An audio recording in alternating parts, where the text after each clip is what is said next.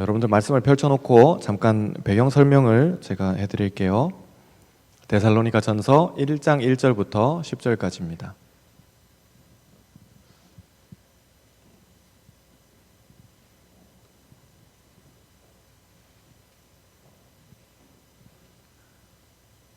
전에 제가 학교 다닐 때, 신학교 다닐 때 한번 언더우드 선교사님의 아들 목사님을 한번 모신 적이 있었습니다. 그분이 이제 미국에 계시는데 한국에 자기 할아버지입니다. 손자예요. 손자인데 이제 그 손자 언더우드도 나이가 많으십니다. 근데 한번 한국에 오셔가지고 장신대에서 설교도 하셨고, 그리고 그래서 제가 모셨던 건 뭐냐면 운전병이었어요. 제가 운전했고 이제 스타렉스에 모셔가지고 아버지랑 같이 세웠던 그 교회들, 이렇게 전국에 있는 교회들 한 4개 정도 순회하면서 설교하는 그거를 이제 총회에서 한번 모시자고 이야기를 했는데, 제가 그때 섬기고 있던 교회에 이렇게 부탁이 들어와서, 그러면 손 전도사가 운전해, 그래서 담임 목사님 부탁을 해주셔가지고 제가 언더우드 선교사님의 손자를 모시는 그런 영광을 한번 누렸는데, 그 언더우드 목사님이 하시는 이야기가 그런 거였어요. 어느 교회에 갔었는데, 저도 같이 갔습니다. 같이 갔는데 그 교회에 가서 이렇게 한 1000명, 2000명 정도, 수요 예배 때 1000명, 2000명이니까 많이 모이는 거죠. 그런데 한 1000명, 2000명이 이렇게 앉아서 오늘 말씀은 어디 뭐 챕터 1 뭐 이렇게 해서 이제 말씀을 보겠습니다. 그런데 사람들이 막 바짝바짝 하면서 성경을 이렇게 찾잖아요. 우리는 지금만 해도 다 스마트폰 하지만은 그때가 벌써 저 학교 다니 15년, 20년. 근데 하여튼 그렇게 바짝바짝 성경을 찾는 그 종이 뒤적거리는 그 소리를 들으면서 언더우드 목사님이 집에 돌아오는 길에, 숙소로 돌아오는 길에 이제 그런 이야기를 하시더라고요.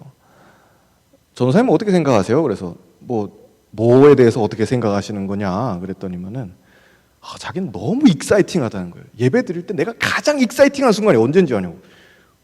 잘 모르겠는데요. 찬송 부를 때 그런 건가요? 그랬더니 아니, 나는 사람들이 성경을 찾겠다고 페이퍼를 바짝바짝 하는 그 소리가 자기를 너무 흥분하게 만드는데요.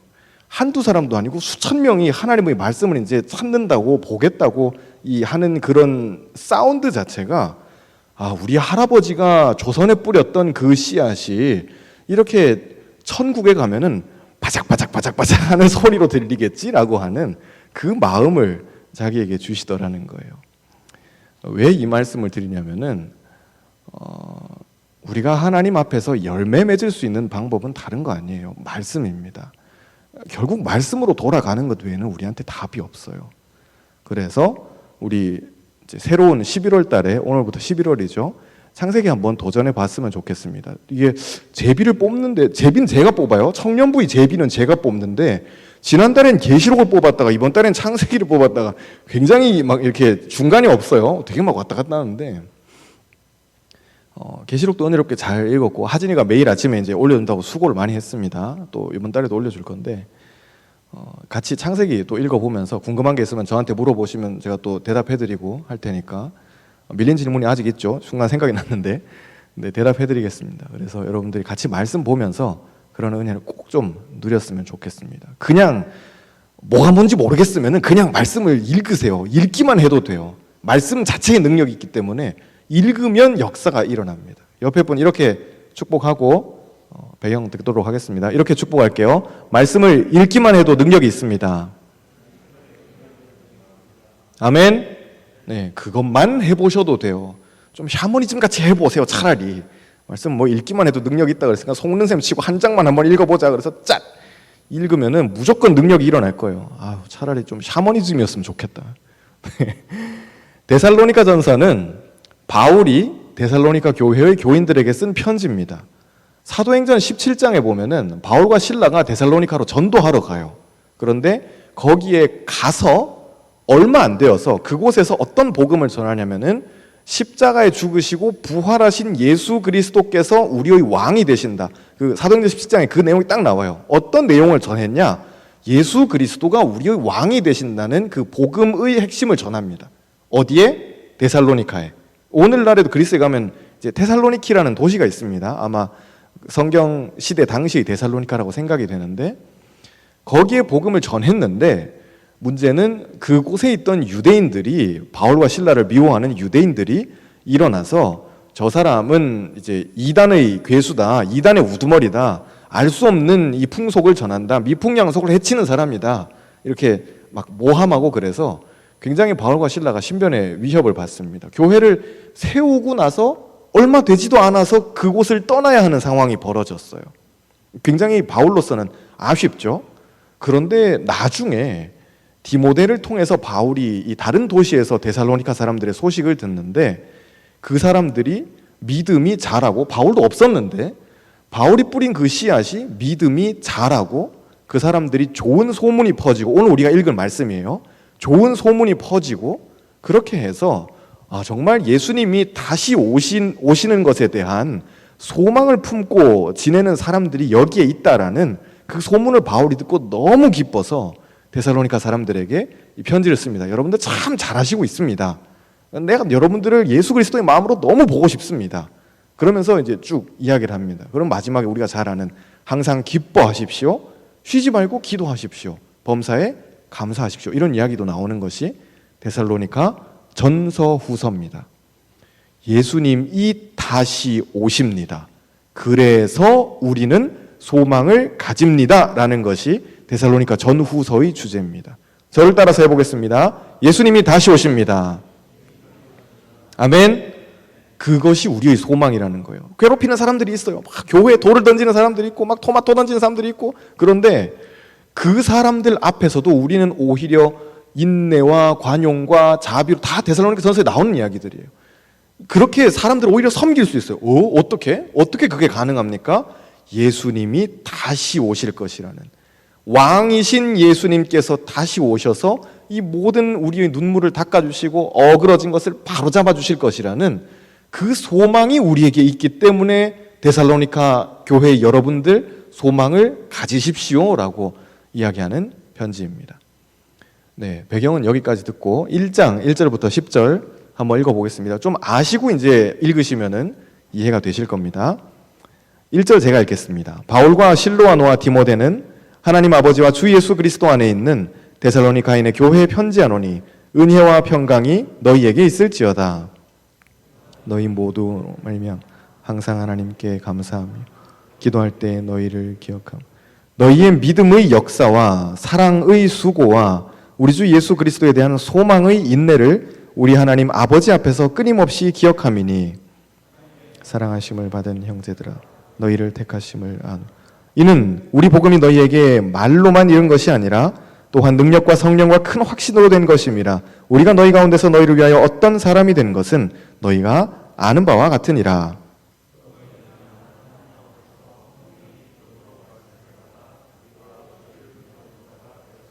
그러므로 너희가 마게도냐와 아가야에 있는 모든 믿는 자의 본이 되었느니라. 마게도냐와 아가야에만 들릴 뿐 아니라 하나님을 향하는 너희 믿음의 소문이 퍼졌습니다.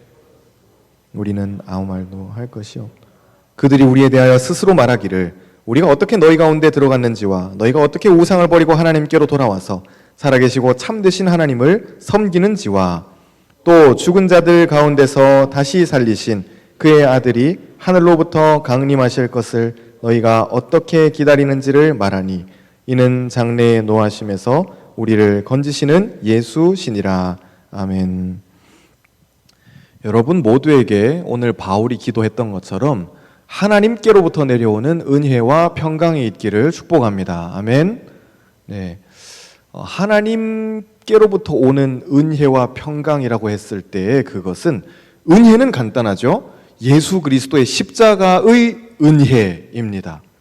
예수님이 날 위해서 죽으셨고 그 예수의 보혈을 믿는 믿음으로 내가 구원받는다는 심플하지만 참 받아들이기 어려운 은혜입니다.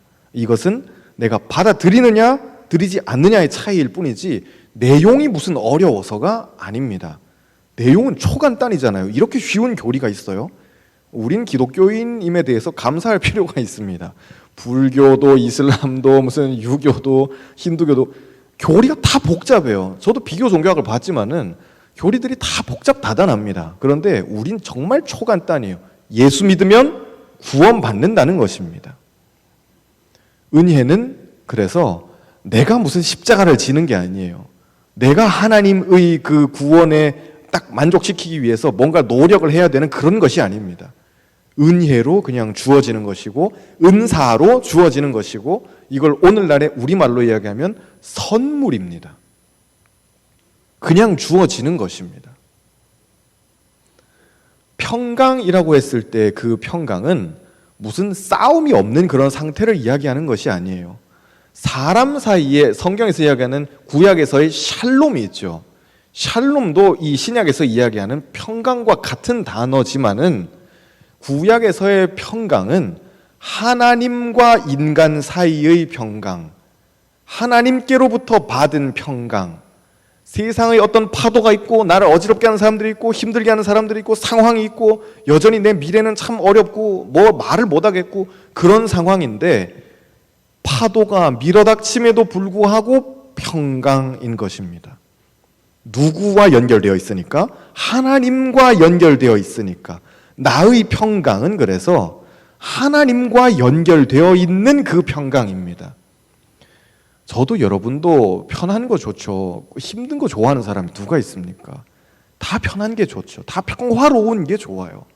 그런데 그 평화를, 그 안정을, 그 안녕을 우리의 삶에서 추구할 때 뭐 일을 하고 어떤 월급을 받고 또 자리를 찾고 하는 모든 것들이 나의 안녕을 찾는 것이라고 할 때 더 큰 안녕을 구하지만 인간의 안녕은 결국 헛되어. 왜 그럴까요? 하늘과 연결되어 있는 안녕이 아니기 때문에 그렇습니다. 하나님과 연결되어 있으면 그러면까지 내 거 앞에 있는 이 조금 어려움이 있어도 괜찮아요. 바울이 온갖 고난을 당한 것 같이 데살로니가 교회의 교인들이 온갖 썩은 토마토를 맞고 돌을 맞고 막 핍박을 당하고 박해를 당하고 너희들은 이상한 신을 믿는다 그러고 막 이렇게 사람들이 공격할 때 온 교회가 그럼에도 불구하고 공격당함에도 불구하고 오늘 우리가 읽은 말씀대로 온 마게도냐와 아가야 지방에 좋은 뭐를 내요? 소문을 내요. 예수님도 마태복음 5장에서 말씀하셨지만은 오른뺨을 치면은 너희의 어디도 돌려대라 그래요? 왼뺨도 돌려대라고 그렇게 이야기를 하셔요. 뭐 이 부분은 복잡하게 설명하지 않겠습니다. 간단하게 생각해요. 나를 괴롭히는 그 사람이 있어요. 나를 아프게 하는 그 사람이 있고 나를 박해하는 그 사람이 있어요. 그럴 때 그 사람에게 내가 더 내어줄 수 있는, 더 손해볼 수 있는 누구의 이름으로? 내 이름이 아니에요. 예수의 이름으로, 교회의 이름으로 더 손해보고 더 내어주고 오리를 가자 그러면 십리를 가지고 네 겉옷을 달라 그러면 속옷까지 다 내주고 아니 어떻게 인간이 그렇게 할 수가 있어요? 그럼 난 빨가벗는 거잖아요. 그런데 예수님께서는 거기까지 요구하세요. 오리를 가자 그랬을 때 이 예수님의 말씀 중에 오리를 가자 그랬을 때 십리를 같이 가져라 라고 하는 이야기의 배경은 무엇이냐면은 당시에 로마 사람들이 특히 군인들의 경우입니다. 역사학자들의 문헌에도 많이 기록이 되어 있지만 군인들이 군장을 메고 이렇게 이동을 해요. 소수의 부대가 이동한다고 한번 가정을 해봅시다. 대규모는 아니에요. 소수의 병력이 이렇게 이동을 할 때 어디 식민지를 이동을 할 때 군장이 너무 무거우니까 아무나 그냥 붙들고 로마인에게는 그런 권한이 있었어요. 식민지 사람 아무나 붙들고 어이 너 이리 와봐. 그래서 이거 좀 줘. 그리고 나랑 같이 5km 같이 가는 거야. 라고 그렇게 이야기해 줍니다. 누구 생각나는 사람 없으세요? 예수님 십자가 지실 때 누가 졌었죠? 구레네 사람 시몬이 야 너 이리 와봐. 이거 좀 줘. 십자가 이거 줘. 예수가 너무 힘들어가지고 자꾸 쓰러지니까 너 일로 와서 이거 줘. 라고 하는 거예요. 로마인에게는 그럴 권한이 있었어요. 그런데 우리가 식민지인의 입장에서 한번 생각해봐요. 우리 조선 사람이고 일본 사람들이 와서 우리 막 괴롭히고 있는데 너 이리 와봐. 나 학교 가고 있는데 와가지고는 야 너 이리 와. 아니 학교 가야 되는데 자식 무슨 딴소리 하고 있어. 짐 줘. 따라와. 넌 나랑 같이 5km 가는 거야. 그러면은 즐거운 마음으로 5km를 갈 수 있겠냐는 거예요. 절대 그렇지 않을 거거든요. 그런데 예수님께서는 얼마를 더 같이 가라 그래요? 5km뿐만 아니라 10km를 오리뿐만 아니라 십리를 더 같이 가라고 그렇게 이야기하시는 거예요. 데살로니가 교회의 교인들이 박해를 당해요. 어려움을 당해요. 그런데 그 어려움을 내가 공격당하고 할 때 같이 막 들이받고 받아치고 하는 것이 아니라 거꾸로 좋은 소문을 내었다고 했어요. 그리스도인이 세상을 바꾸는 방식입니다. 하나님이 우리에게 은혜를 주세요. 그리고 우리에게 평강을 주셔요. 내가 예수 그리스도의 십자가의 그 은혜로 구원받았어요. 나는 구원받았어요. 그 팩트가 나에게 있어요. 그랬을 때 그 평강이 있기 때문에 누가 나를 좀 싫은 소리하고 누가 나한테 일 시키고 혹은 내가 짐을 지고 교회를 섬기고 남들 아무도 일 안 하는데 나 혼자 하는 것 같고 아무도 기도 안 하는 것 같은데 나 혼자 기도하는 것 같은 그런 외로움이 있어요. 그럼에도 불구하고 기쁨으로 나는 말씀 보고 기쁨으로 우리 청년부를 위해서 기도하고 우리 신당중앙 교회를 위해서 기도하고 또 나라와 민족을 위해서 기도하고 섬길 일이 있으면 나와서 섬기고 목사님 뭐 섬길 거 없어요? 도울 거 없어요? 야 뭐 같이 할 거 없어? 같이 이렇게 오히려 섬길 수 있어요. 그 근원이 어디로부터 와요? 은혜와 평강으로부터 오는 거예요. 우리는 때로 배터리가 떨어지죠. 왜 목사님 나한테만 시키지? 저 형 왜 나한테만 자꾸 시키지? 라고 하거나 내가 직장 가서도 아니 남들 아무도 안 하는데 왜 내가 이걸 해야 되냐고요 라고 하는 억울함이 우리에게 있어요.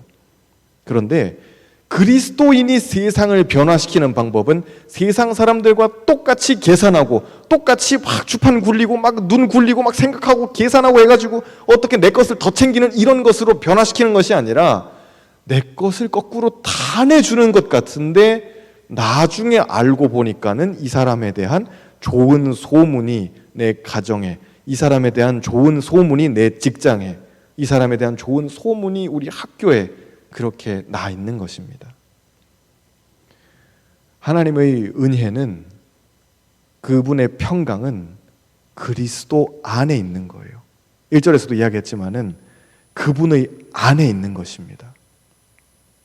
저를 따라서 한번 해보겠습니다. 그리스도 안에 있습니다. 안겨 있을 때 평안한 거예요. 나를 아프게 하는 게 있지만은 그걸 부인하자는 게 아니에요. 현실 도피를 하자는 게 아니에요. 기독교는 정신 승리가 아니에요. 그게 아니라 아픈 게 있어요. 날 힘들게 하는 게 있어요. 나 짜증나게 하는 기도의 제목들이 있어요. 혹은 오랜 시간 동안 해결되지 않은 나의 숙제들이 있어요. 저도 안고 있는 아픔들이 있어요. 그럼에도 불구하고 오늘 또 승리하게 하시고 오늘 또 기도하게 하시고 오늘 또 하나님께 더 가까이 나아갈 수 있도록 하시는 것입니다. 그래서 3절에 보면은 믿음과 소망과 사랑이 다 나와요. 그런데 그 뒤에 이제 꾸미는 말들이 다 있죠. 믿음의 역사와 라고 해요. 이건 우리말로 역사라고 조금 어렵게 이야기를 했지만은 노동이라고 생각하시면 돼요. 예수님 믿는 사람은 뭐 해야 된다는 거예요? 노동해야 된다는 거예요. 우리 뭐 직장 나가서 하는 일도 있겠지만은 내가 예수님을 만났을 때 그 믿음은 어떤 액션으로 이어지게 되어 있다는 이야기입니다. 사도행전 2장에서 제자들이 같이 모여서 예수님 잘 있어 승천하시고 난 다음에 그리고는 제자들이 마가의 다락방에 모여서 120명이 넘는 사람들이 모여서 같이 막 주여 주여 주여 뜨겁게 기도해요. 그리고는 성령님이 오시죠. 그랬을 때 와 성령 받았네. 그러고는 좋다고 그냥 자기들끼리 참 예쁘다. 너는 뭐 파이어가 뭐 이러고 있는 게 아니에요. 서로 머리 위에 있는 불 구경하고 있었던 게 아니라 성령 받고 난 다음에 계단 타고 내려가서 나가서 뭐 하기 시작해요. 누가 하자 그런 것도 아니에요. 아니면 베드로가 여러분 이제 복음을 전합시다 이런 이야기 한 것도 아니에요. 너나 할 것 없이 성령 받고 난 다음에 바로 내려가서 뭐부터 해요? 각자가 받은 언어대로 복음을 전하기 시작해요. 나가서 구제를 하기 시작해요. 누가 시키지도 않았는데 사람들 막 불러 모아가지고 예수님 이야기를 막 하고 세례를 주고 집사를 세우고 교회를 세우고 일들을 하기 시작했다는 거예요. 누가 시켰어요? 안 시켰어요. 예수님 계세요? 안 계세요. 예수님 계실 때도 제자들 자꾸 헛다리 짚고 허당 소리하고 예수님 속 막 복창 터지게 만들고 아직도 너희는 깨달음이 없느냐. 예수님 말씀은 이렇게 수려하게 하시지만 속이 얼마나 이 화상들을 뭐 이런 생각을 하셨을 거예요. 그런데 지금 예수님도 안 계세요. 그런데 성령 받으니까 하나님 만나니까 누가 시키지도 않았는데 믿음이 있는 그들은 움직이기 시작해요. 그것이 바로 믿음 있는 사람들의 증거입니다. 행동이 크고 작고는 상관없어요. 그건 사실 별 문제가 안 됩니다.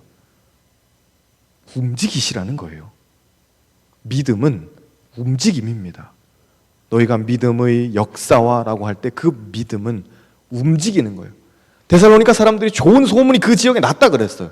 아니, 교회 안에 앉아가지고 뭐 3박 4일 계속 수련회 하고 박수 치고 자기들끼리 기도하고 그러면 좋은 소문이 나겠어요? 민원이나 들어오겠죠. 시끄럽다고. 그런데 그들이 안 믿는 사람들이 저 교회 사람들은 좀 다른 것 같아 라고 좋은 소문이 났다는 것은 그들이 예배 다 드리고 난 다음에 참 좋은 성찬이었어요, 안녕, 또 봐요, 내일. 그들의 예배는 매일 저녁 오늘은 정환이네 집에서, 내일은 규일이네 집에서, 모레는 하진네 집에서, 뭐 이런 식으로 매일매일 모이는 예배였거든요.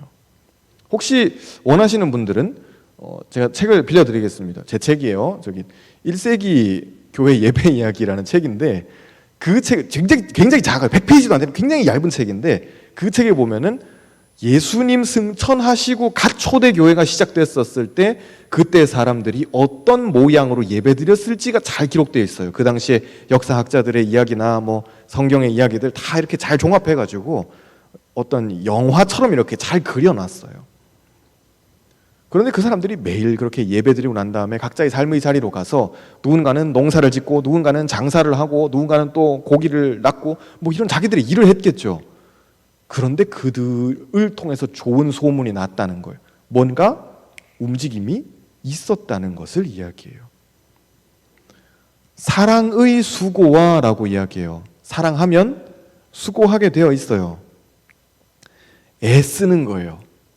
이 수고라고 번역된 단어는 마치 이런 거예요. 단어 자체는 굉장히 간단합니다. 애달아 하는 건데, 근데 그것을 그 뉘앙스를 우리식대로 번역하자면은 그런 거예요. 같이 이렇게 사귀는 남자친구 여자친구가 있을 때 다음 주에 생일인데 뭐 챙겨주지? 그래서 혼자서 학 1000마리를 혼자 접고 앉아 있는 그 정성이 있는 거예요. 좋아하겠지? 라고 하면서 사랑하니까요. 내가 그 학 1000마리 왜 접고 앉았어요? 바보예요? 내 시간 들어가면서 왜 그걸, 저도 해봤어요. 왜 그걸 하죠? 왜 그거 할까요? 사랑하니까요. 내가 아무나를 위해서 1000마리를 접어요? 그냥 뭐 이렇게 뭐 규일을 위해서 1000마리를 접어요? 제가 규일을 사랑하지만 규일을 위해서 1000마리를 접지는 않을 거예요. 그런데 제 아내를 감동시키기 위해서는 1000마리를 접을 수 있을 거예요. 왜 그럴까요? 사랑하니까요. 남자와 여자의 사랑으로 사랑하니까요. 그런데 그 막 애달아하는 진짜 1000마리 접으면서도 내가 1000마리 접었으니까 넌 마음에 들어야 해. 딴소리 하기만 해봐. 이런 소리 하는 게 아니라 1000마리 접는데 마음에 들겠지? 혹시 거북이 안 접어갔다고 막 이런 소리 하는 건 아니겠지? 이 생각하는 게 사랑하는 사람의 마음이에요. 그렇잖아요. 지금 실실 웃으시는 분들 다 경험자들이에요. 유경험자들. 사랑하는 사람의 마음은 그런 거예요. 내가 뭔가를 해주면서도 이거 마음에 들까? 라고 하는 그 막 속 타는 그 마음인 거죠. 데살로니가 사람들은 그 지역을 섬겨요. 바울이 먼저 그 교회를 섬겼어요. 말씀을 전하고 낮밤 없이 막 전도하고 교인들을 위해서 기도해주고 그리고 병자들을 고치고 열심히 해요. 그런데 바울이 그렇게 섬기면서 내가 이 정도 해줬으니까 너들 나한테 집 안 주냐? 뭐 이런 이야기 안 해요. 할 틈도 없었어요. 쫓겨났다고요. 거기서 유대인들이 막 테러하려고 그래가지고 쫓겨났어요. 그런데 바울은 그렇게 교회를 세우고 난 다음에 그들을 향해서 사랑하면 수고합니다. 내가 여러분에게 그러했던 것처럼, 그리고 여러분이 데살로니가 지방에 그렇게 하셨던 것처럼, 그리고 최종적으로는 누가 그 수고를 가장 먼저 하셨어요? 예수님께서 사랑하니까 십자가의 그 수고로 우리를 위해서 짐을 지셨다는 것을 바울은 분명하게 이야기하고 있습니다. 믿으면 움직여요. 사랑하면 수고해요. 그리고 마지막으로 이제 소망의 인내입니다. 소망이 있으니까 참을 수 있겠죠. 사람한테 소망이 없으면은 그거 얼마나 끔찍하겠어요. 우리가 참을 수 있는 것도 월급날이 있으니까는 참는 거겠죠. 내일 또 출근을 하시겠지만은 여러분 직장에서 왜 참죠? 그래, 월급날이 있으니까는 이 소망이 있으니까 참는 거예요. 그런데 그리스도인들이 가지는 궁극적인 소망은 무엇이냐면은 예수님께서 반드시 다시 오셔서 내 모든 눈물을 닦아주시고 아픔을 들어주시고 또 위로해주시고 모든 바로 잘못되어 있던 것들을 바로 잡아주시고 그렇게 해주실 것이라는 분명한 소망이 있는 거예요. 좀 크게부터 해서 작게까지 한번 볼까요? 우리의 정부에는 소망이 있나요? 미안하지만 뭐 좌나 우 이런 이야기 하는 거 아니에요. 인간의 정부에는 소망이 없어요. 누가 정권을 잡아도 똑같아요. 이제 뭐 내일 모레 누군가는 또 미국의 대통령이 되겠죠. 누가 돼도 똑같아요. 사람의 정권에는, 사람의 정부에는, 인간 지도자에게는 여전히 소망이 없어요. 그냥 우리가 그를 혹은 그녀를 위해서 기도할 뿐이에요. 하나님 좀 불쌍히 여겨주세요라고 기도하는 것이지 인간은 결코 인간의 문제를 해결하는 슈퍼맨이 돼줄 수 없어요. 나라엔 소망이 없어요. 교회엔 소망이 있나요?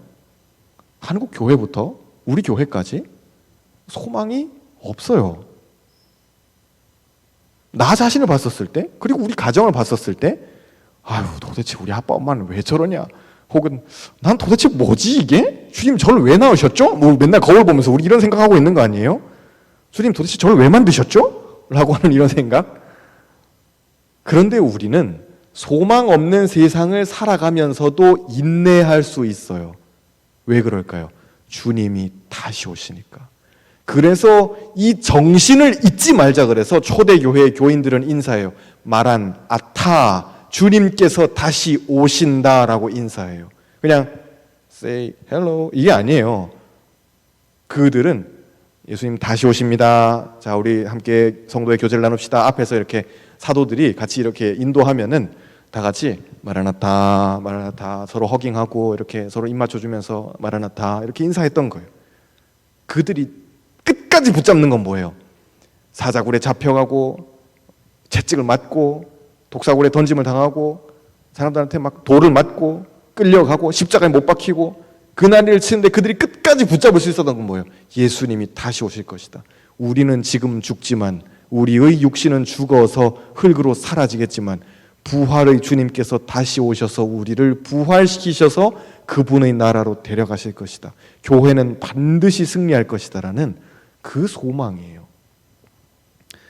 좀 되게 거창하게 들리는 이야기일 수도 있지만은 아니 목사님 다 좋은 이야기인데 그게 지금 우리랑 무슨 상관이 있습니까? 예수님 다시 오시는 거랑 우리가 무슨 박해를 당하는 것도 아닌데 그거랑 무슨 상관이 있습니까? 라고 물어볼 수 있는데 왜 종말이어야 할까요? 그리스도인들은 왜 종말을 붙들고 살아야 될까요? 무슨 뭐 2500년에 예수님이 오실 수도 있고 그럼 우리는 이미 다 사라지고 우리의 손자의 손자의 손자가 예수님을 볼 텐데 그거 예수님 오시는 걸 내가 지금 뭐 열심히 생각하고 계시록 보고 그래서 무슨 의미가 있습니까? 데살로니가 전서는 왜 봐야 되는 거죠? 라고 할 때 그 종말이 곧 나의 오늘이기 때문에 그래요. 예수님은 미래에 오세요. 반드시 오실 거예요. 그런데 주님께서 오셔서 하시는 그 일, 재판장으로 오셔서 모든 억울한 것을 해결해 주시고 우리의 잘못된 것들을 다시 펼쳐주시고 우리의 연약해져 있던 부분을 죄인된 부분들을 다 회복시켜 주시는 그 일을 오늘 모델하우스처럼 보여주세요. 미래의 어떤 날에는 완전하게 이루어지겠지만 오늘 그것을 미리 맛보게 해주신다는 거예요. 그 종말의 맛이에요. 무슨 뭐 비슷한 TV 프로그램도 있지만은 우리는 종말의 맛을 아는 사람들이 되어야 돼요. 나 그 맛 알아. 그 느낌이 어떤 건지 알아. 예수님이 회복시켜 주신다는 게 어떤 건지 나 느낌 알거든. 그러니까 우리는 찌그러져 있다가도 다시 펴질 수 있어요. 좀 시니컬할 수 있어요. 아휴, 다 귀찮은데, 다 싫은데 뭐 해서 뭐하니? 라고 하지만은 부활의 주님, 재림의 그 주님과 오늘 또 만날 때 우리는 아, 주님 그래도 다시 오실 거죠? 이거 지금 문제를 해결해 주실 거죠? 지금 내 문제를 해결해 주실 거죠? 주님의 뜻대로 인도해 주시겠죠? 내 진로가 안 보이는데 하나님 인도해 주실 거죠? 난 몰라요. 하나님한테 다 맡겨요. 라고 하는 그 기도를 드릴 수 있는 거예요. 부활의 주님, 재림의 그 주님 앞입니다. 복권이 당첨되고도 계속 출근하는 이 직장인들의 이야기를 여러분들이 아마 어디 뭐 인터넷에서 보시거나 많이 보셨을 거예요. 근데 그들이 하는 이야기를 이렇게 유심히 보면은 저의 은밀한 소망이에요. 나도 복권에 좀 당첨돼 왔으면 좋겠다. 그래서 한 50억쯤 되면은 아무렇지도 않게 넣어놓고 이제 이자 나오는 걸로만 맨날 먹고 살고, 그리고 출근을 할까요, 안 할까요? 전 출근할 거예요. 아무렇지도 않은 척, 입 싹 닫고 출근해서 그냥 임원들, 이번엔 제가 저기 전세기 냈으니까는 같이 뭐 이렇게 한번 아우니치 임원들끼리만 한번 가요, 하와이로. 뭐 이런 이야기 조용히 하겠죠. 입 밖에 내지 마라고 이야기할 거예요. 근데 직장인들 중에 복권이 당첨되고 난 다음에 실제로 거금이 생기고 난 다음에도 여전히 그냥 조용히 직장을 다니는 사람들이 있어요. 그들을 인터뷰한 걸 보면은 조금 변화가 있어요. 뭐냐면은 예전 같으면은 이게 내가 어떤 나에게 큰 부가 없을 때, 이건 어떻게 보면 너가 노력해서 얻은 부는 아니지만 어쨌든 나한테 지금 있는 부니까, 하나님이 주신 부니까, 나한테 그게 없었을 때는 조금만 혼나고 뭐 아니면 좀 어려운 일이 있고 그럼 의기소침하고 막 관둘까 뭐 이런 생각하고 이직할까 맨날 이런 소리나 하고 그랬었는데, 이게 나한테 지금 돈이 있으니까 앞에서 부장님이 아무리 뭐라 그래도 뭐 욕을 좀 먹어도 죄송합니다, 다시 한번 해볼게요, 뭐 이게 되더라는 거예요. 자신감, 상상도 할 수 없었던 그런 자신감 혹은 안정감. 남들 전부 다 막 힘들어 죽겠다 그러고 어렵다 그러고 막 서로 눈치 보고 뭐 이러고 있는데, 야 오늘 밥은 내가 살게 뭐 이런 한마디 그냥 자신 있게 툭 던져버릴 수 있는 그런 삶의 여유가 생겼다는 거예요. 돈은 그냥 지나가는 거죠. 이거 복권 이야기를 거창하게 했지만은 돈은 사실 아무것도 아니에요. 어떻게 보면 하나님 나라의 관점에서 가장 아래에 있는 가치예요. 하나님 나라에서 우리 돈 쓰겠어요? 세종대왕한테는 죄송한 이야기지만 돈 안 쓸 거예요. 그 나라에선 돈이 필요 없어요. 주님께서 우리의 모든 부와 귀가 되어주실 것이기 때문에 그분의 나라에선 돈이 필요가 없어요. 그런데 한낱 돈이 조금 생겼는데 사람이 이 정도로 바뀔 수 있을 것 같다면은, 나한테 그 소망이 있으니까, 나 지금 돈 많이 가지고 있는데 뭐 여차하면 관두고 뭐 괌으로 놀러 가지, 이런 생각을 할 수 있는 거잖아요. 그러니까 까짓 거 좀 참고 넘어가고 까짓 거 좀 참고 넘어가고 내가 좀 더 하지, 좀 더 해보지, 이게 되는데, 돈 요거 가지고 있는데도 그거 되는데, 그렇다면 재림의 주님을 내가 가지고 있다면은 어벤져스의 자신감 같은 거죠. We have a Hulk, 우리는 헐크가 있어 라고 하는 그 자신감이에요. 우리에겐 주님이 있어요, 나에게는 주님이 있어요 라고 하는 그 자신감이에요. 그러니까 우리는 오늘 또 인내할 수 있는 것입니다.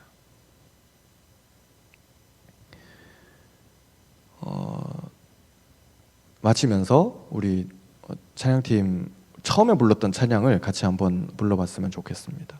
새로운 한 주를 주님의 손에 맡겨드리는 거예요. 성령님이 오늘 이 자리에 계세요. 재림의 주님이신데 오늘 이 자리에 모셔요. 그랬을 때 우리의 모든 닫힌 마음을, 갇혀있는 마음을, 어그러져 있는 것을 여시는 거예요. 그냥 우리가 열어주시고 그렇게 노래 부르는 게 아니에요. 연다 그랬을 때 그것을 내 삶을 향해서 선포하는 거예요. 내 갇혀있는 마음을 향해서 선포하고 내 막혀있는 상황을 향해서 그냥 선포해 보세요. 여러분만 아시는 거잖아요. 제가 알아요? 몰라요? 기도 제목 부탁하면 모를까? 그런데 여러분의 그 눈물을 향해서, 그 아픔을 향해서 선포하세요. 주님 열어주세요. 하나님 말씀하셨어요. 빛이 있으라 하시니 어떻게 돼요? 그대로 됐다 그랬어요. 무슨 조금 변경이 되거나 그런 게 아니에요. 말씀하시면 말씀하시는 그대로 돼요. 하나님은 우리의 회복을 명령하세요. 회복될지어다 예수님 손을 얹고 선포하세요. 눈을 뜰지어다 말씀하세요. 네 손을 펼쳐라 말씀하시고, 굽어있던 그 손을 향해서 펼쳐라고 말씀하셔요.